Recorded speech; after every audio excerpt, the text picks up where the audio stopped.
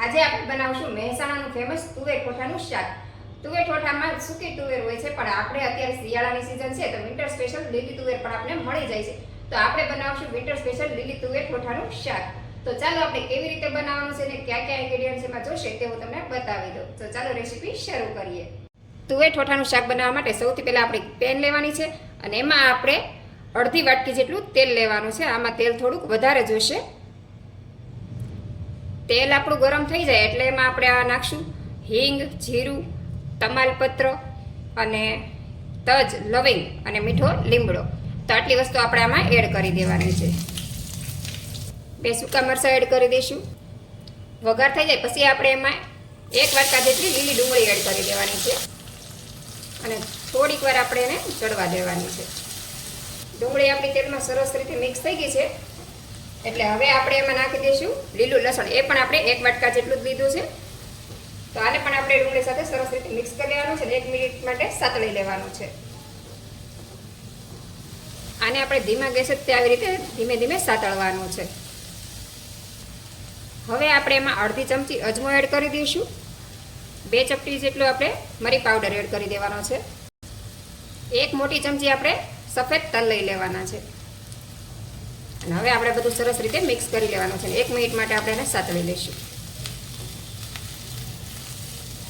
ડુંગળી આપણી જેવી તેવી સતળાઈ ગઈ તો હવે આપણે એમાં આદુ, મરચાં અને લસણની પેસ્ટ એડ કરી દઈશું. આમાં આપણે સૂકું લસણ લીધું છે.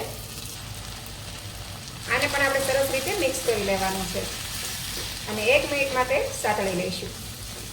અને ગેસની ફ્લેમ હંમેશા ધીમી જ રાખવાની છે. ધીમી ગેસ પર આપણે કંઈ પણ વસ્તુ બનાવીએ તો એનો ટેસ્ટ ખૂબ સરસ આવે છે. ધીમા ગેસે ચડે એટલે એનો ટેસ્ટ સારો આવે છે. તો બને ત્યાં સુધી ગેસની ફ્લેમ ધીમી જ રાખવી. હવે આપણે આમાં 2 સૂકી ડુંગળીનો ક્રશ કરીને લીધી છે. તમે એને ઝીણી ઝીણું કટિંગ કરીને પણ લઈ શકો છો. હવે અડધી ચમચી હળદર એડ કરી દઈશું. સ્વાદ પ્રમાણે આપણે લાલ મરચું લઈ લઈશું. મરચું તમે વધઘટ કરી શકો છો. હું અત્યારે 1.5 ચમચી નાખું છું. તમે વધારે તીખું ખાતા હોય તો તમારે વધારે મરચું નાખવાનું છે. અને આમાં આપણે લીલું મરચું નાખ્યું છે પણ મેં મોળું નાખ્યું છે. 1 ચમચી આપણે ધાણા જીરું પાવડર લઈ લઈશું. સ્વાદ પ્રમાણે આપણે નમક લઈ લેવાનું છે. બધી જ વસ્તુને આપણે સારી રીતે મિક્સ કરી લેવાની છે. તુવેરના ઠોઠા છે એકદમ ગ્રીન વસ્તુમાં જ બને છે. એટલે તે શિયાળામાં જ બનાવે છે અને આ વિન્ટર સ્પેશિયલ જ તે કહેવાય છે અને મહેસાણામાં ખૂબ જ પ્રખ્યાત છે. અને ઝાઝા ભાગે તો બધા સૂકી તુવેરનું જ બનાવે છે, પણ આપણે અત્યારે લીલી તુવેર આપણી પાસે છે તો આપણે લીલી તુવેરના ઠોઠા બનાવીએ છીએ. તો આ રીતે આપણે બધો જ મસાલો સરસ રીતે મિક્સ કરી લઈએ. હવે આપણે આમાં 1 વાટકી ટમેટાની પ્યુરી લઈ લઈએ છીએ. આપણે 3 ડુંગળી લીધી છે અને 3 ટમેટા લીધા છે. આમાં લીલી ડુંગળી હોય છે એટલે ડુંગળીનું પ્રમાણ વધારે હોય છે. હવે આને આપણે સરસ રીતે મિક્સ કરી લઈશું.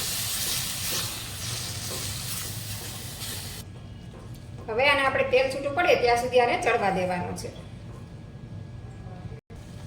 તેલ હવે છૂટું પડવા માંડ્યું તો હવે આપણે બાફેલી તુવેર એડ કરી દઈશું. આ લીલી તુવેર છે એને મેં 2 સીટી વગાડી લીધી છે મીઠું નાખીને અને થોડુંક પાણી સાથે રાખ્યું છે. એ આપણે આમાં હવે એડ કરી દઈશું.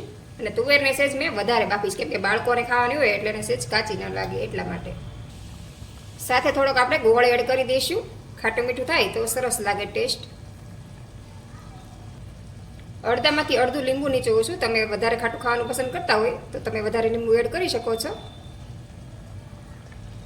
અને થોડુંક પાણી એડ કરશું. આ તુવેર બાફિયાનું જ પાણી છે એ પણ આપણે આમાં એડ કરી દઈશું. અને હવે સરસ રીતે આને મિક્સ કરી લેવાનું છે હળવા હાથે. હવે આને આપણે 2 મિનિટ માટે કૂક થવા દઈશું. પછી તૈયાર છે આપણું તુવેર ઠોઠાનું શાક. તો 2 મિનિટ આને ચડવા દઈએ આમ જ.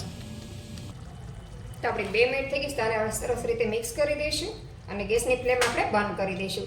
તો આપણું તુવેર ઠોઠાનું શાક તૈયાર છે. તો હવે આપણે આની ઉપર ગાર્નિશ કરી લઈશું. તો ગાર્નિશિંગ માટે મેં અહીંયા લીલા ધાણા લીધા છે અને લીલું લસણ લીધું છે અને લીલા કાંદા લીધા છે.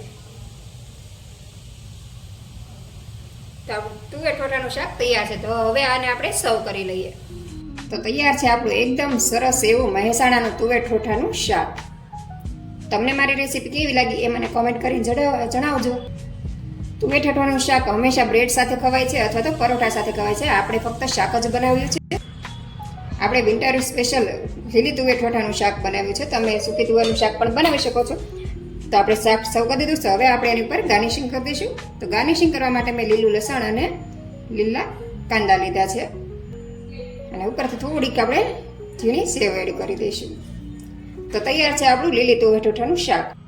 તમને મારી રેસીપી પસંદ આવી તો મારી ચેનલને લાઈક કરજો, શેર કરજો અને ચેનલને સબસ્ક્રાઇબ કરવાનું ભૂલતા નહીં. એકવાર મારી રેસીપી ચોક્કસથી ટ્રાય કરજો. તમને મારી રેસીપી પસંદ આવી હોય તો મારા વિડીયોને એક લાઈક આપી દેજો, તમારા ફ્રેન્ડ સર્કલમાં વિડીયોને શેર કરજો અને ચેનલ પર નવા આવ્યા હોય તો ચેનલને સબસ્ક્રાઇબ કરી દેજો. હું આવા નવા વિડીયો તમારા માટે લાવતી રહીશ. Thank you.